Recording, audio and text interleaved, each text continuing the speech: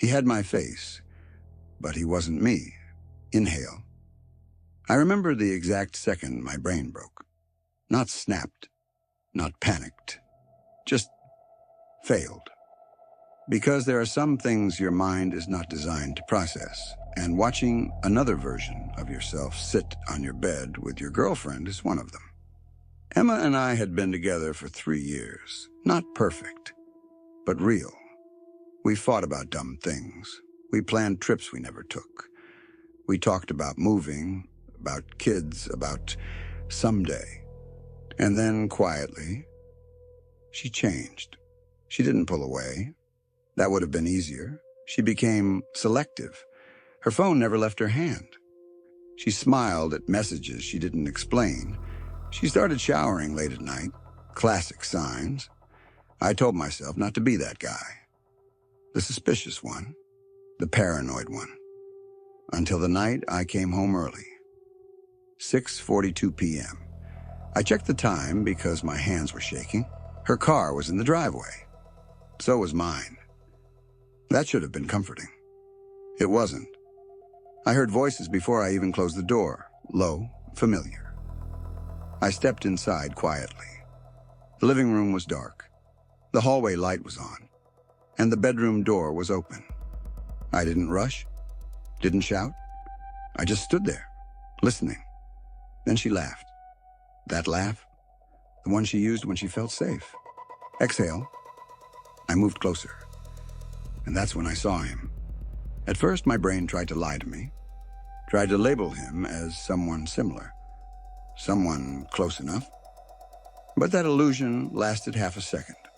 Same build, same posture, same scar above the eyebrow from a bike accident when I was 16. He was sitting on the edge of the bed, my bed.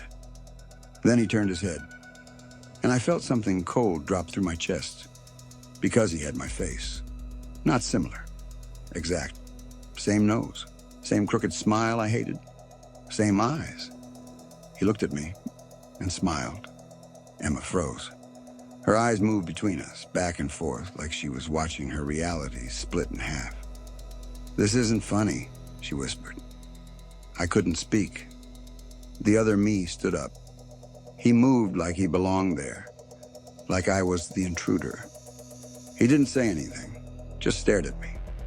And there was something in his expression I'd never seen on my own face.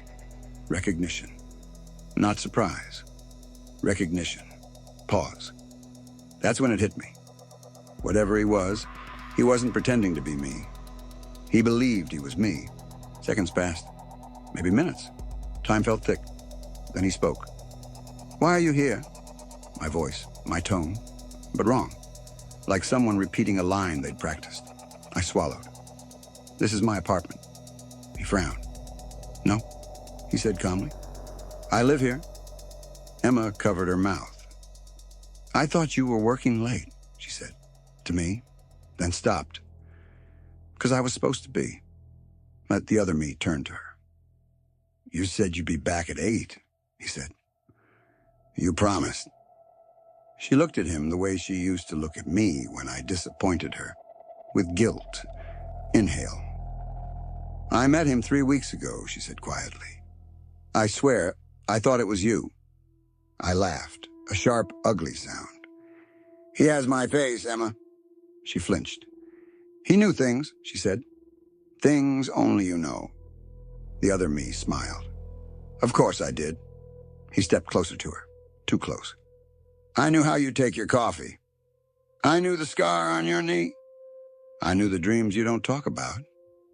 Each word landed like a punch. Because he was right. He knew everything. I asked the only question that mattered. "Where did you meet him?" Emma stared at the floor. "He just showed up," she said. "Outside the cafe, said he was looking for me." The other me nodded. "I found her," he said. "Like I was supposed to." I looked at him. "What do you mean, supposed to?" He tilted his head. "You don't remember," he said. "That's okay. I remember enough for both of us."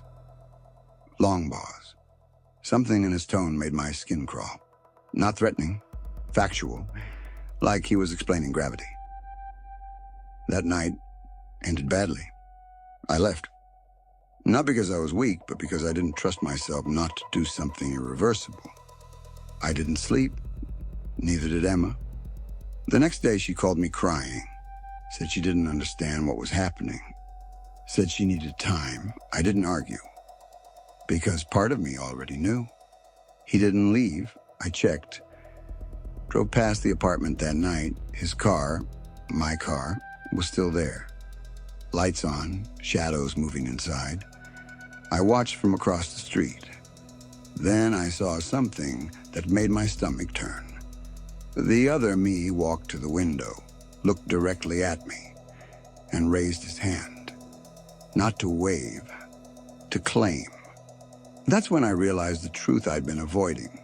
He wasn't trying to steal my life. He thought I'd already abandoned it. And he was here to replace me.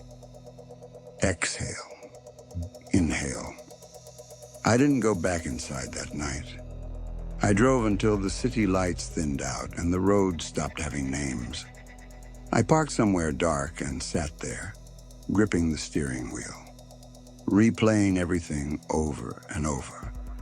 The way he stood, the way he spoke, the way Emma looked at him. Not scared, conflicted. That hurt more than anything else.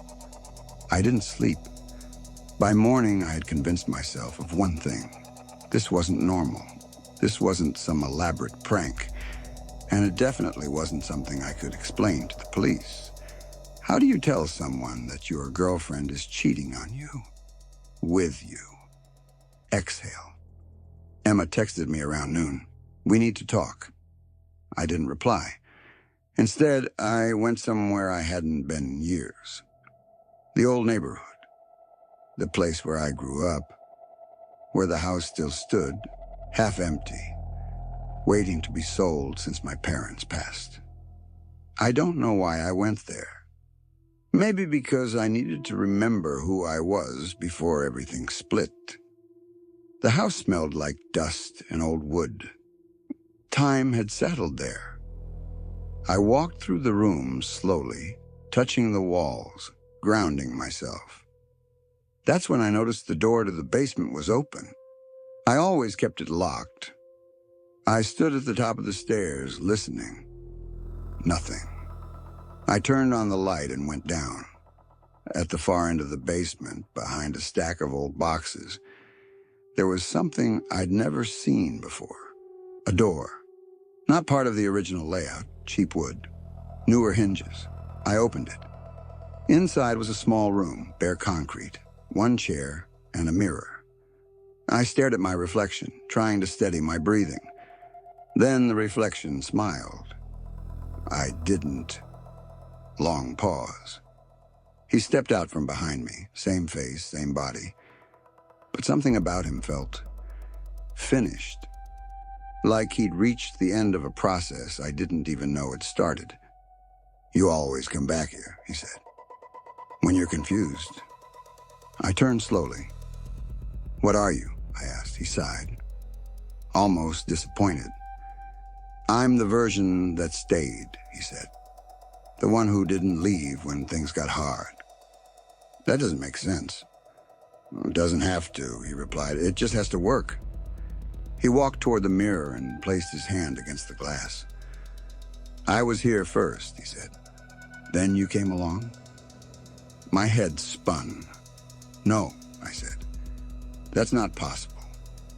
He looked at me with something close to pity.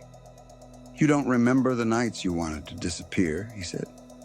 The moments you wished someone else would take over. I remembered. Late nights, quiet thoughts. That feeling of wanting to step away from my own life. I took that wish, he continued. I grew from it. The room felt smaller. And Emma? I asked. He smiled.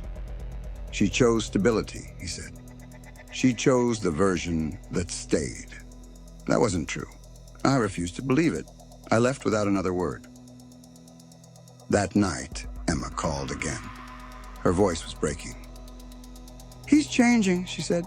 He gets angry when I ask questions. He watches me when he thinks I'm asleep. My chest tightened. He doesn't like that I talk to you, she added. I closed my eyes. He thinks you're trying to take his place, she whispered.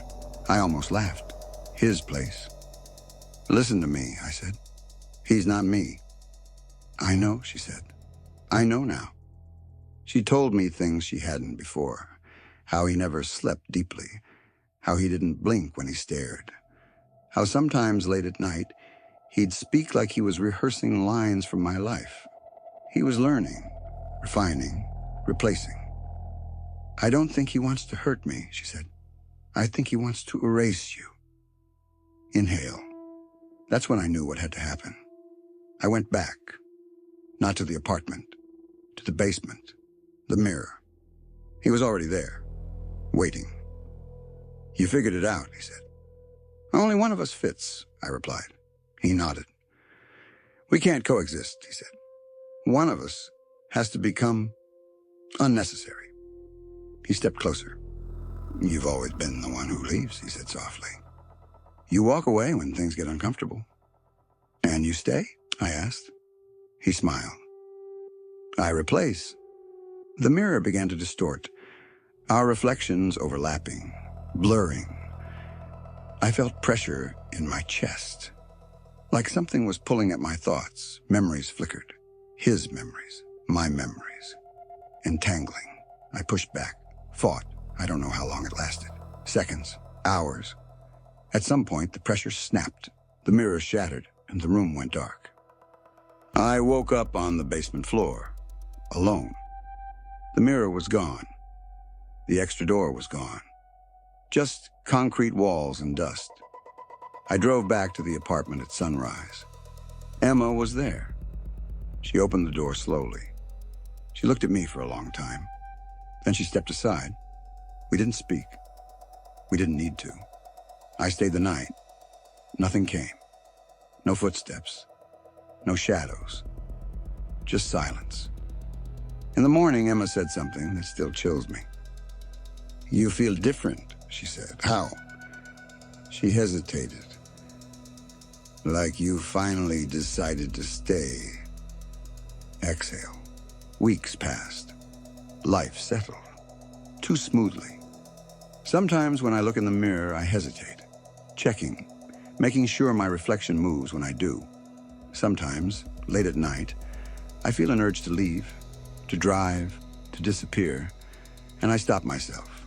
Because I know, if I walk away again, he might come back. And next time, I don't think I'll be the one who stays. Final exhale.